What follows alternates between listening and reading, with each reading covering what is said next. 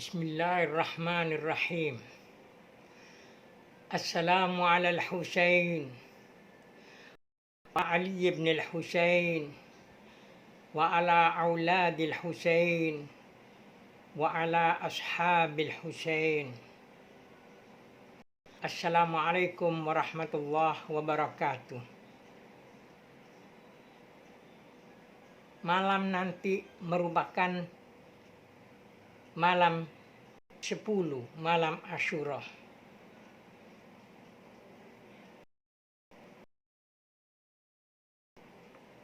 Di YouTube ataupun di Zoom yang membicarakan tentang tragedi Karbala. Tetapi pembahasan hari ini, malam ini, saya ingin menyampaikan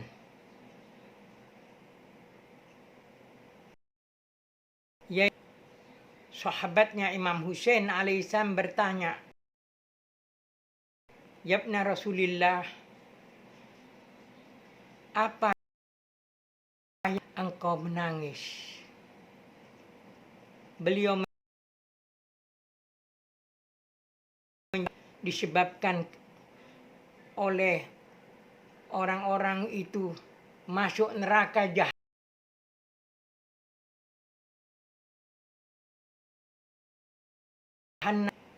karena membunuh aku. Tetapi apa daya, itu seperti yang tertulis di Musnad Imam Husain di jilid ketiga, yang setiap jilidnya terdiri dari kurang lebih 500 halaman.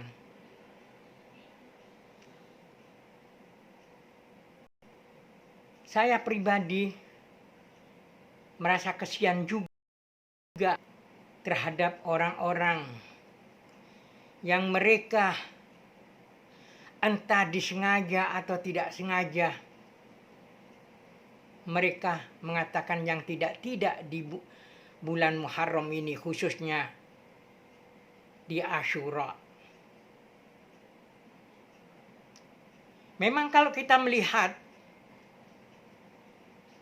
zamannya yang menulis Kutubus Sittah itu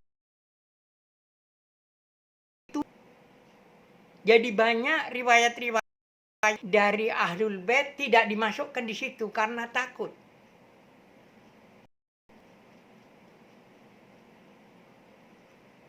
Sebagai contoh, kita ambil saja di Sahih Bukhari. Saya yakin bahwa Imam Bukhari dalam tekanan.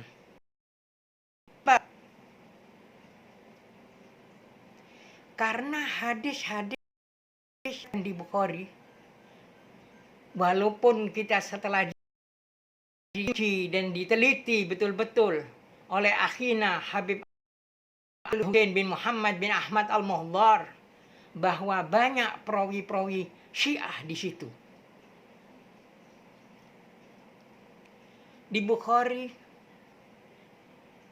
hadis yang diriwayatkan oleh putri Rasul sallallahu alaihi, yaitu Sayyidah Fatimah Zahra salamuallahu alaiha, tidak kurang tidak lebih hanya satu hadis. Padahal di kitab-kitab lain banyak. Ya, demi untuk menyelamatkan yang hadis-hadis yang lain, terpaksa ditulis itu. Karena sabda-sabda Rasul Shallallahu Alaihi Wasallam harus diketahui oleh umat. Tetapi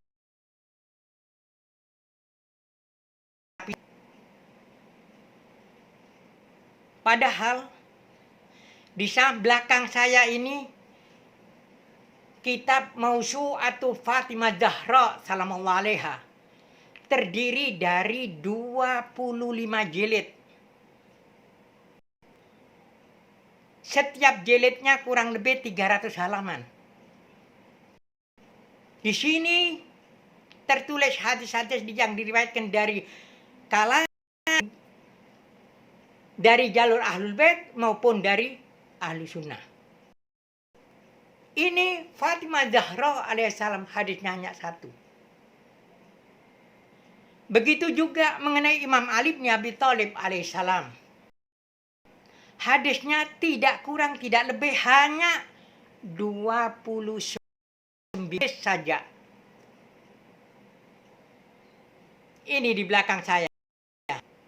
Musnad Imam Ali bin Abi Thalib alaihissalam. 10 jilid. Rata-rata di atas 200 halaman per jilidnya. Dan begitu juga sahabat yang cinta kepada Rasul dan Ahlul Baitnya di waktu Rasul berada dan Rasul meninggal, mereka tetap cinta kepada Ahlul Bait, yaitu Ahlul Kisah, manusia-manusia yang disucikan oleh Allah.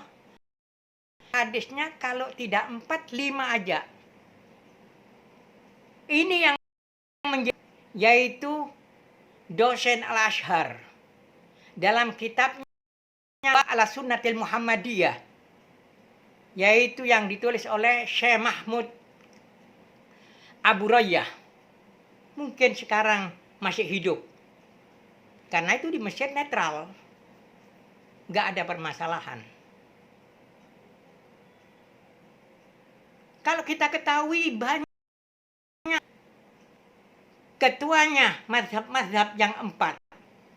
Ini tidak luput berkaitan juga dengan Imam Ja'far Shadiq alaihissalam. Contohnya Abu Hanifah, sahibul mazhab Hanafi. Beliau mengatakan, dia belajar kepada Imam Ja'far Shadiq. Beliau mengatakan, laula sanatan la halakan Nu'man. Sekiranya aku tidak belajar 2 tahun kepada Imam Ja'far Shadiq, tidak ada artinya ilmuku. Padahal puluhan tahun, 2 tahun kepada Imam Ja'far Shadiq alaihissalam. Imam Malik, sahibul mazhab Maliki, waktu ditanya bagaimana pandanganmu mengenai Ja'far bin Muhammad As-Shadiq, beliau mengatakan, ma ra'aitu afqu Ja'far. Aku belum pernah melihat orang yang betul-betul mengerti seperti Imam Ja'far Shadiq alaihissalam. Kedua ini bertemu dengan Imam Ja'far Shadiq alaihissalam. Kalau Imam Syafi'i tidak menemui. Tapi Imam Syafi'i Imam Malik. Sedangkan Ahmad bin Hanbal tidak menemui. Tetapi Imam Ahmad bin Hanbal berguru juga kepada Imam Syafi'i. Jadi satu sama lain ada kaitannya dengan Imam Ja'far Shadiq alaihissalam. Hadis-hadis itu sebetulnya banyak, tetapi setelah Rasul Shallallahu Alaihi Wasallam ada pelarangan menulis. Sampai baru ditulis setelah dikomandohkan, di dalam khutbah Jumat yaitu oleh Khalifah Umar bin Abdul Aziz. Baru setelah itu menulislah hadis-hadis termasuk Bukhari dan kutub sita semuanya. Tetapi Ahlul Bait tulis semuanya, banyak. Satu sama lain saya yakin demi untuk menyelamatkan sabda-sabda Rasul Shallallahu Alaihi Wasallam.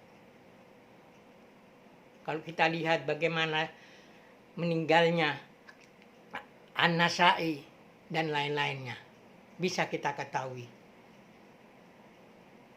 Bisa kita lihat dalam kitab Imam Ja'far Shadiq wal Madzabil Arba'ah. Jadi memang pada waktu itu orang untuk menyintai keluarganya Nabi, Ahlul Kisah ini selalu diawasi.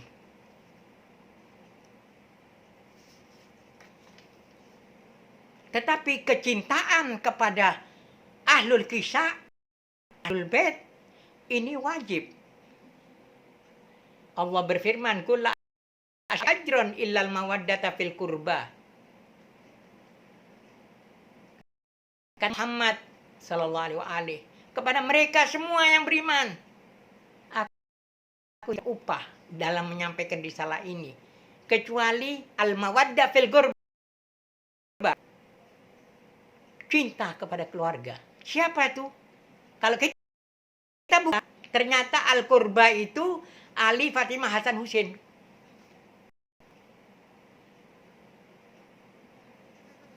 Karena merupakan kewajiban. Hatta Imam Syafi'i radhiyallahu anhu, ya ahla baiti Rasulillahi hubbukumu fardun minallahi fil Qur'ani anzalahu kafakum min azimil qadri annakumu man lam yusalli alaikum la salata lahu. Kembali ke citaan. Wahai keluar ahli baitnya Rasul, cinta kepadamu merupakan kewajiban seperti yang diturunkan di Al-Quran, yaitu qul la as'alukum alaihi ajran illal mawaddah fil qurba kafakun min azimil qadri atau min azimil fakhri lam yusalli alaikum la sholata lahu. Cukup bagimu kemuliaan barang siapa tidak berselawat kepadamu, maka nggak ada artinya.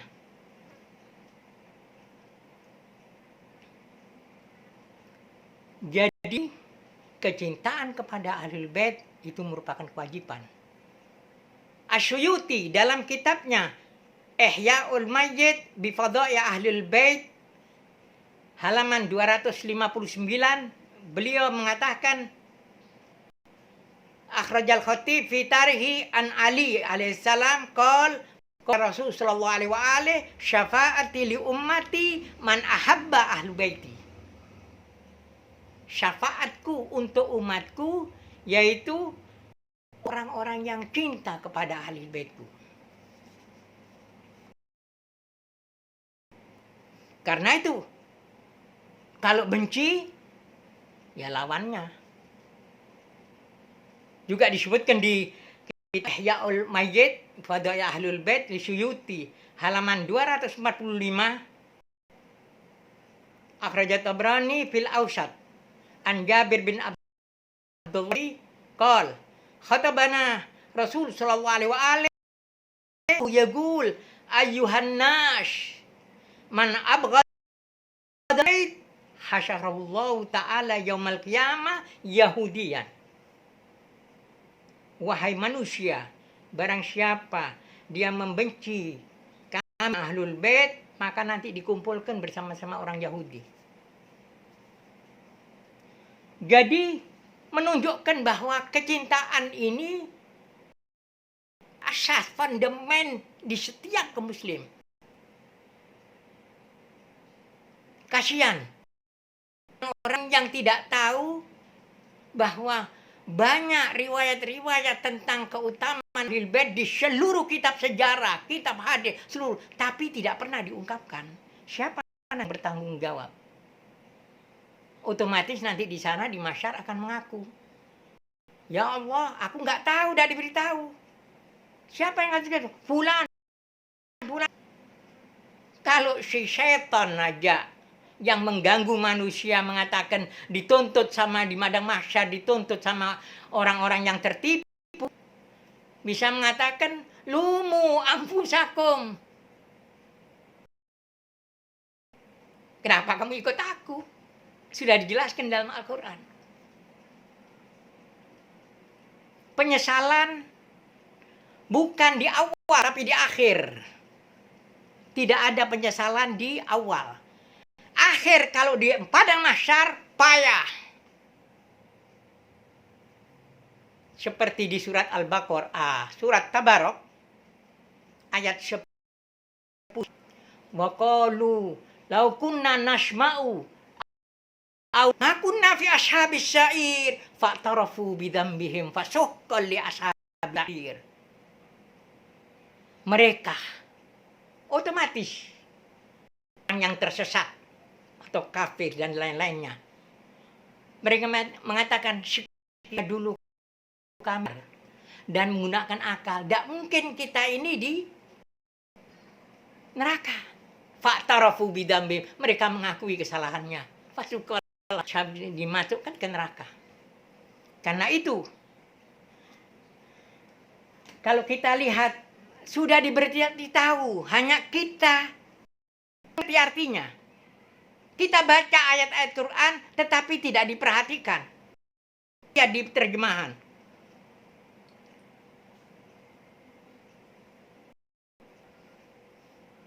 Karena setiap kalimat yang kita keluarkan dicatat malaikat Raqib dan Atid.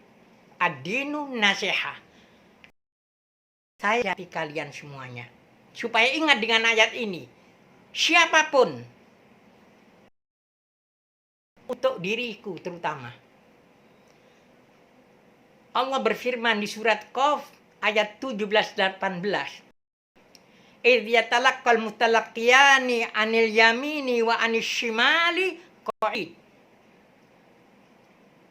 Ketika dua orang malaikat Raqib dan Atid mencatat amal perbuatannya seorang duduk di sebelah kanan, yang lain duduk di sebelah kiri. Apa yang tugasnya? Ma yalfidu min qaulin illa ladaihi raqibun atid. Tiada suatu ucapan pun yang diucapkan melainkan ada di dekatnya yang lalu. Yang ini yang menyatat Raqib dan Atid ini. Kalau sudah begitu, akan keluar di mana? Di mahsyar. Allah berfirman, Al-Yaumah, surat Yasin ayat 65. Suratnya banyak yang hafal, tetapi ayat ini penting supaya kita mawas diri. Al-Yauma nakhtimu ala afwahihim wa tukallimuna aydihim wa tashhadu arjuluhum bima kanu yaksibun. Pada hari ini kami tutup mulut-mulut mereka. Manusia ada mulai zaman jamnya Adam sampai hari kiamat. Ditutup oleh Allah mulut-mulut mereka. Berkatalah kami ya Allah, tangan dan mereka. Memberi kesaksiannya adalah kaki mereka terhadap apa yang mereka lakukan waktu hidup. Mau lari kemana? Khususnya orang yang mengaku ulama atau ustadz. Itu yang paling bahaya. Karena nanti akan terseret diri. Kenapa kalian tidak mengajari aku yang sebenarnya?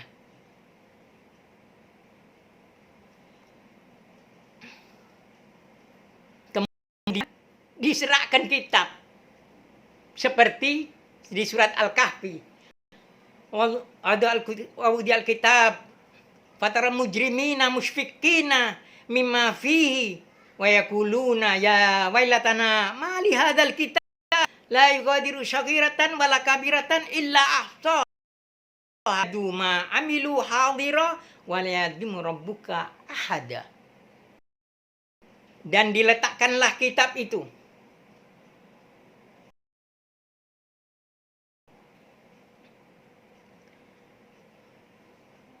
lalu kamu akan melihat orang-orang yang bersalah ketakutan terhadap tertulis di kitab itu atas perbuatan kita sendiri.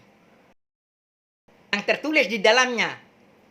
Dan mereka berkata, aduh kitab apakah ini yang tidak meninggalkan yang kecil dan tidak pula yang besar. Melainkan ia mencatat semuanya. Dan mereka dapati apa yang telah mereka kerjakan ada tertulis. Dan Allah tidak menganiaya seorang pun. Karena semua di kitab itu akan menjadi saksi kita. Aina tafirun? Mau kemana kamu lari? Karena setiap manusia dikalungi dengan kitab itu. Wa kullu insanin di surat Al-Isra ayat 314. Wa kullu insanin alzamnahu ta'irahu fi unuki Lahu yaumal qiyamati kitaban yalqahu mansyura. Dan tiap-tiap manusia itu telah kami tetapkan amal perbuatannya sebagaimana ditetapnya kalung pada lehernya, dan kami keluarkan baginya pada hari kiamat itu sebuah kitab buka. Kemudian Iqra kitabak kafa binafsikal yauma 'alaika hasiba. Bacalah kitabmu. Cukuplah dirimu sendiri pada waktu itu sebagai menghisap terhadapmu. Mau lari kemana kita? Kita mau lari. Karena itu mari kita sadar kembali. Apalagi negara NKRI ini dengan di Pancasila, di sila pertama ketuhanan yang Maha Esa, setiap orang berhak untuk menjalankan ibadahnya, keinginannya masing-masing. Kenapa kita harus mengurusi orang? Tidak bertentangan dengan Al-Quran. Kadzab orang yang menyatakan bahwa Pancasila bertentangan dengan Al-Quran. Insya Allah saya akan membahas di lain waktu mengenai Pancasila yang bertentangan dengan Al-Quran. Karena itu mari kita untuk mawas diri, menghitung diri kita sendiri bagaimana nanti kita akhirnya. Penyesalan di akhir. Kadang-kadang malam, pagi, Asyura ada saja orang itu kesian mereka. Seperti kesiannya Imam Hussein, orang yang membunuh dia disebabkan masuk neraka kan dia.